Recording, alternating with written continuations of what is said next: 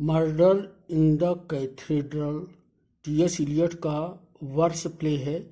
इसका प्लॉट 12वीं शताब्दी का है, जबकि Saint Joan George Bernard Shaw का प्ले है और इसकी जो कहानी है, इसका जो प्लॉट है वो 15वीं शताब्दी का है, 15th सेंचुरी का है। तो आज मर्डर इन द कैथेड्रल और सेंट जोआन की तुलना करेंगे या इनका तुलनात्मक अध्ययन करेंगे। सेंट जोआन एक ऐतिहासिक प्ले है, हिस्टोरिकल प्ले है। मर्डर इन द कैथेड्रल भी ऐतिहासिक प्ले है, लेकिन यह मॉडर्निस्ट मिरेकल प्ले जैसा है। इसमें ग्रीक ट्रेजेडी के कोरस के भी तत्व हैं, यद्यपि इसे ट्रेजेडी नहीं माना जाता है। यह वर्स प्ले है और इसमें टी.एस. एलियट ने प्रयोग किए हैं। वैसे ही सेंट जोआन में भी जॉर्ज बर्नार्ड शॉ ने प्रयोग किए हैं। इसमें 6 सीन्स हैं और एक एपीलॉग है, और जैसे जॉर्ज बर्नार्ड शॉ के एपीलॉग शानदार होते हैं, इसमें ड्रीम सीक्वेंस भी है या एपीलॉग है, और उसमें एक चार्ल्स सेवेंथ को सपना आता है। उसी सपने में जो जॉन ऑफ आर्क है वो आती है, और बाकी भी कैरेक्टर्स आते हैं। तो इन दोनों प्लेस का अध्ययन करते हैं।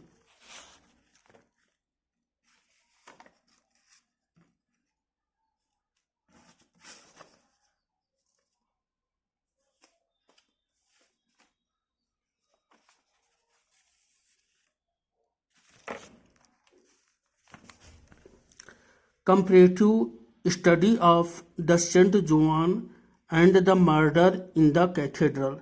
Saint Joan, George Bernard Shaw, 1856-1950. Historical play. 1898. 2 volumes of plays, Pleasant and Unpleasant.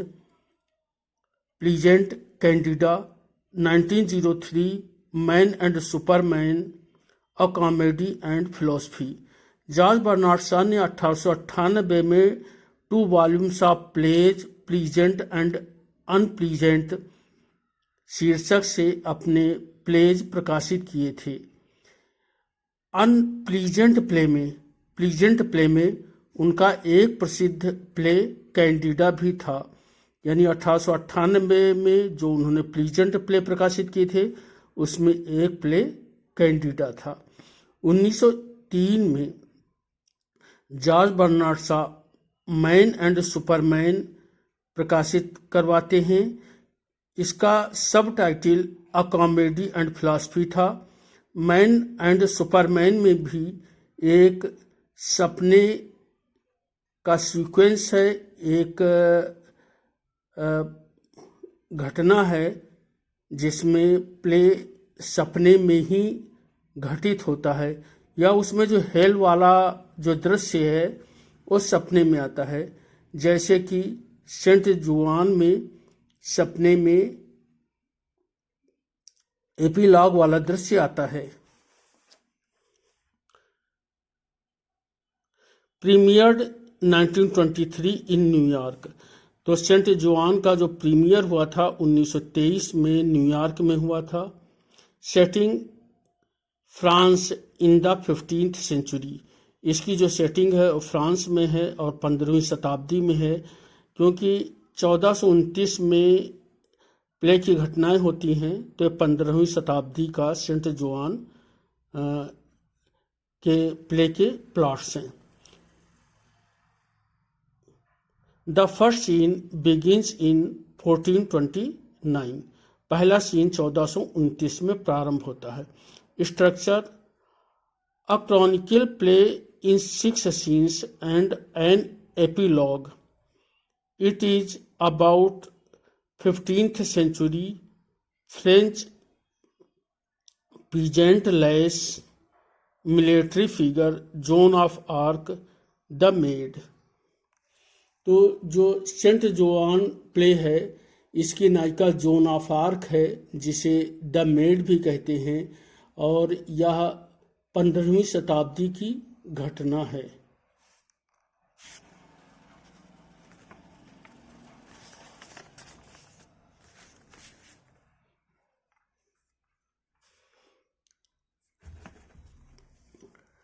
The maid claims that she has a direct communication with God through visions of saints like Saint Margaret, Saint Catherine and Archangel Michael। तो जो made है या zone of arc है उसका दावा है कि ईश्वर से, गॉड से उसका कम्युनिकेशन है, गॉड से उसकी बातचीत होती है, और सेंट मार्गरेट, सेंट कैथरीन और आर्च एंजल माइकेल के द्वारा। Published Saint Joan chronicle play in 6 scenes and an epilogue, performed in 1923 and published in 1924। तो जो ये सेंट जोआन प्ले है 1923 में इसका प्रदर्शन हुआ था और 1924 में प्रकाशन हुआ था। It was inspired by the canonization of Joan of Arc in 1920, nearly 5 centuries after her death in 1431। जो जॉन ऑफ आर्क थी उसको 1431 में चर्च ने जलाकर मार डाला था। 1431 से 500 वर्षों बाद 1920 में उसे सेंट घोषित किया गया या कैनोनाइज किया गया, यानी 1421 में उसका एग्जीक्यूशन हुआ था और 1920 में उसे कैनोनाइज किया गया। Full title: Saint Joan a chronicle play in 6 scenes and an epilogue. इसका पूरा टाइटल है Saint Joan a chronicle play in 6 scenes and an epilogue. George Bernard Shaw को 1925 में नोबेल मिला था, नोबेल 1925।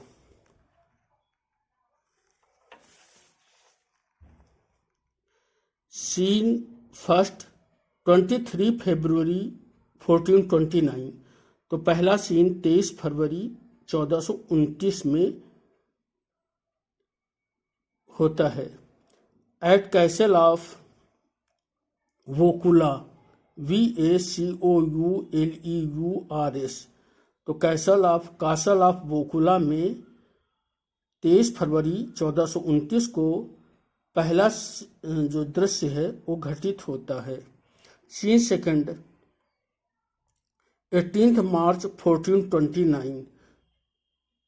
तो पहला सीन फरवरी 1429, दूसरा सीन मार्च 1429।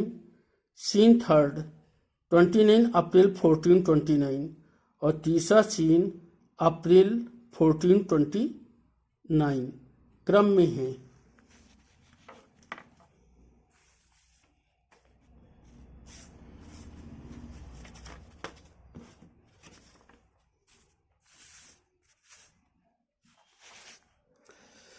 चौथा सीन जून 1429। देखिए चौथा सीन मई में नहीं है, चौथा scene June 1429, 4 June 1429। Setting: English side of camp. चौथे सीन की जो सेटिंग है वो इंग्लिश साइड ऑफ कैंप है। Theme: individual versus institutions. तो चौथा सीन जून 1429 में घटित होता है, इंग्लिश साइड ऑफ कैंप में होता है, और इसकी थीम होती individual versus institution. Scene fifth, 17 जुलाई 1429, 17 जूली 1429। तो जून में चौथा सीन है और जुलाई में पांचवा सीन है। Setting cathedral of Reims, scene fifth, setting cathedral of at Reims, King Charles seventh, theme excessive pride. Scene sixth, May 30, 1431। अब बाकी सीन 1429 में होते थे और ये 2 साल बाद जो छठा और अंतिम सीन है वो May 30, 1431 में होता है। 29 की जगह पर 31 में, May 1431। Epilogue, 25 years after John's execution, the following night John appears to Charles VII in a dream.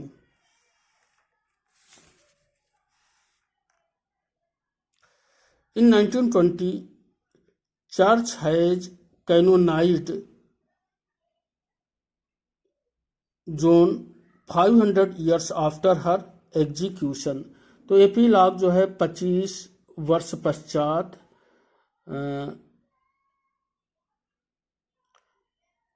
John के एग्जीक्यूशन के 25 वर्ष पश्चात होता है और ये जो चार्ल्स सेवेंथ है वो एक सपना देखता है। 1920 में चर्च जॉन को कैनोनाइज्ड करता है। Joan is the play's sole female character, although there is a very brief appearance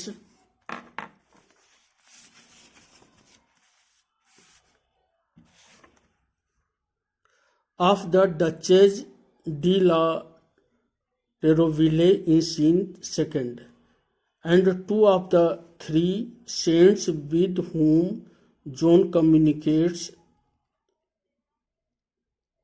are women, Saint Catherine and Saint Margaret, but they are voices। तो सेंट जोआन में जॉन अकेली स्त्री पात्र है, यद्यपि सीन सेकंड में एक duchess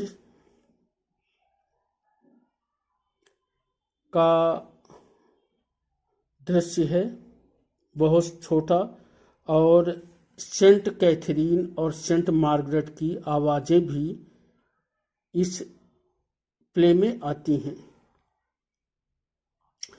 through this GB shows how much male dominated John's society was, theme gender. और इसके द्वारा जीबी शा, जॉर्ज बर्नार्ड शा ये प्रदर्शित करते हैं कि उस समय का जो समाज था वो कितना पुरुष प्रधान था।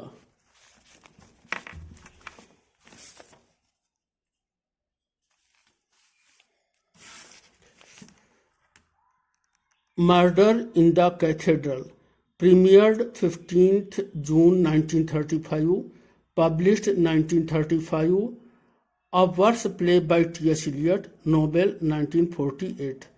तो मर्डर इन द कैथेड्रल के लिए को 1935 में टी.एस. एलियट ने प्रकाशित किया था और टी.एस. एलियट को 1948 में नोबेल प्राइज मिला है।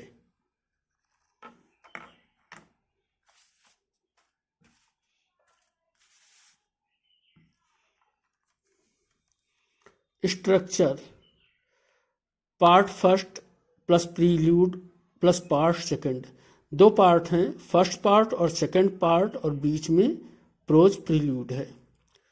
The action occurs between 2 and 29 December 1170s 12th century।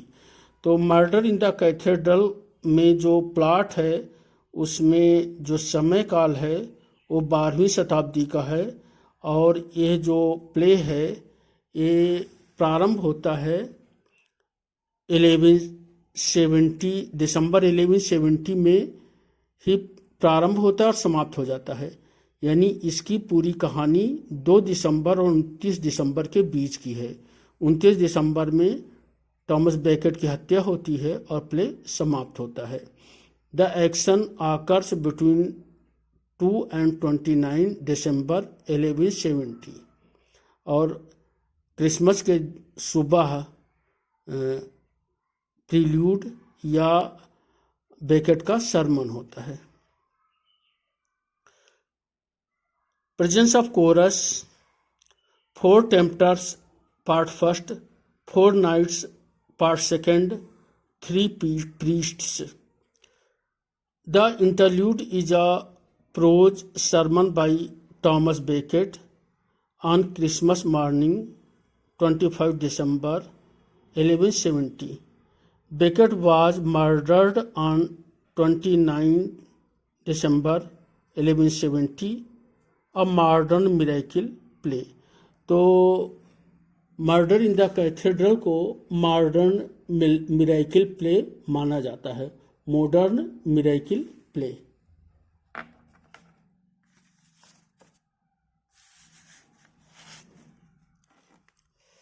Play of situation. Theme martyrdom and sacrifice. The play is not a tragedy. इसे ट्रेजेडी नहीं माना जाता है। Eliot drew heavily on the writing of Edward Grim, a clerk who was an eyewitness to the event. Some material that the producer asked Eliot to remove or replace during the writing was transformed into poem Burnt Norton. तो the murder in the cathedral का कुछ matter, कुछ इसका content, कुछ इसकी सामग्री producer ने, निर्माता ने हटा दी थी या उसे परिवर्तित कराया था। तो टी.एस. इलियट ने उसका उपयोग बर्न्ट नॉर्टन में किया है। धन्यवाद। Thank you.